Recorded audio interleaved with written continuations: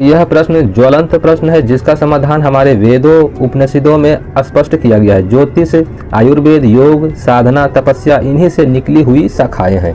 अब वेदों से जब इतनी शाखाएं निकली है तो विज्ञान हमारी वैदिक संस्कृति में मूल रूप से विद्यमान रहा है। इसीलिए चरक जैसे महान चिकित्सक, सुश्रुत जैसे शल्य चिकित्सक, आर्यभट्ट और भास्कराचार्य जैसे खगोल शास्त्री भी हुए। उन्होंने वैज्ञानिक सिद्धांतों की स्थापना की।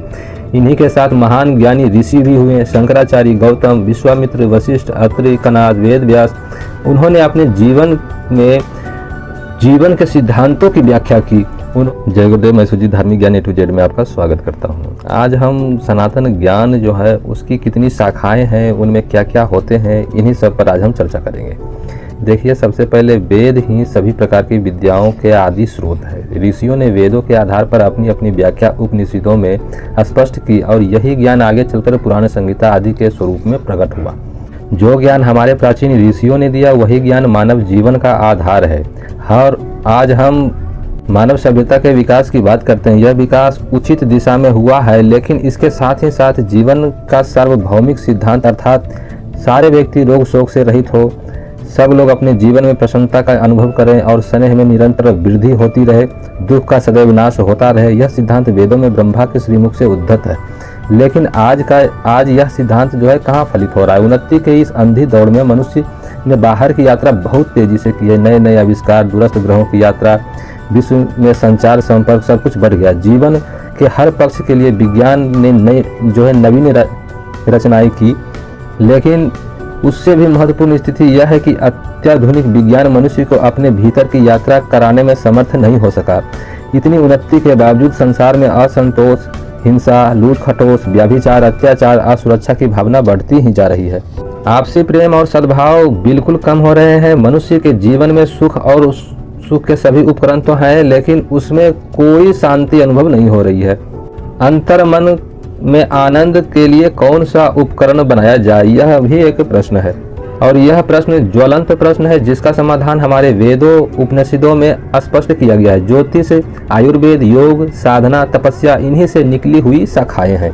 अब वेदों से जब इतनी शाखाएं निकली है तो विज्ञान हमारी वैदिक संस्कृति में मूल रूप से विद्यमान रहा है। इसीलिए चरक जैसे महान चिकित्सक, सुश्रुत जैसे शल्य चिकित्सक, आर्यभट्ट और भास्कराचार्य जैसे खगोल शास्त्री भी हुए। उन्होंने वैज्ञानिक सिद्धांतों की स्थापना की। इन्हीं के साथ महान ज्ञानी ऋषि भी हुए। शंकराचार्य, गौतम, विश्वामित्र, वशिष्ठ, अत्रि, कनाद, वेद व्यास। उन्होंने अपने जीवन में जीवन के सिद्धांतों की व्याख्या की। उनके ज्ञान का मूल आधार यह था कि किस प्रकार से मनुष्य अपने जीवन में जन्म से मृत्यु की यात्रा स्वस्थ शरीर के साथ, स्वस्थ चित्त के साथ कर सके। इसके लिए मंत्रों की रचना की गई। तंत्र विज्ञान अर्थात क्रिया विज्ञान का विकास किया गया और उसके लिए आवश्यक उपकरण यंत्र का निर्माण हुआ। ब्रह्मांडीय शक्ति, जिसे देव शक्ति माना गया है, उनके और मनुष्य के बीच तारतम्य बैठ सके, उसी हेतु साधना विज्ञान को विकसित किया गया है।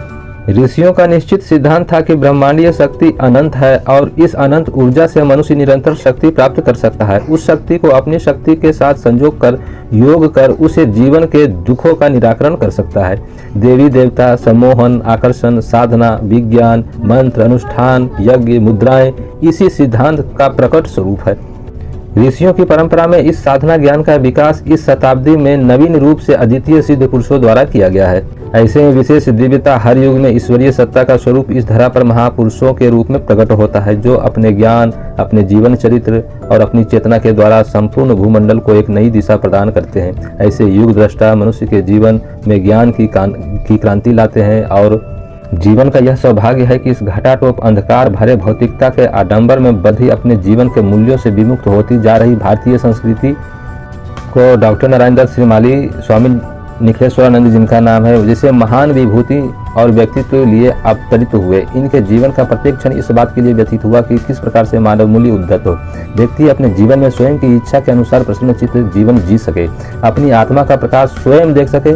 उन्हें यह हर समय पूर्ण विश्वास रहे कि उनके पास भौतिकता के साथ आध्यात्मिक सत्ता, ईश्वरीय शक्ति, आराध्य शक्ति, गुरु शक्ति सदैव है, जो उसे जीवन में जीवन के हर अंधकार से भरे हुए कुएं से बाहर निकालकर शुभ प्रकाश चेतना से आपल्वित अवश्य करेगी। इससे हमें यह समझ में आता है कि सनातन के जितने भी ज्ञान है वो सभी वेदों में ही निहित है, वेदों में ही पिरोया हुआ है और वेदों से ही विपरीत विमुख हो गए हैं। जितने भी हिंदू हैं, सनातनी है, ये बिल्कुल अलग हो रहे हैं। उन्हें देखना ही नहीं चाहते, पढ़ना ही नहीं चाहते, समझना ही नहीं चाहते। अगर ये जानकारी आपको अच्छी लगी हो तो चैनल सब्सक्राइब करें, वीडियो लाइक शेयर जरूर करें। अंत तक देखने के लिए धन्यवाद।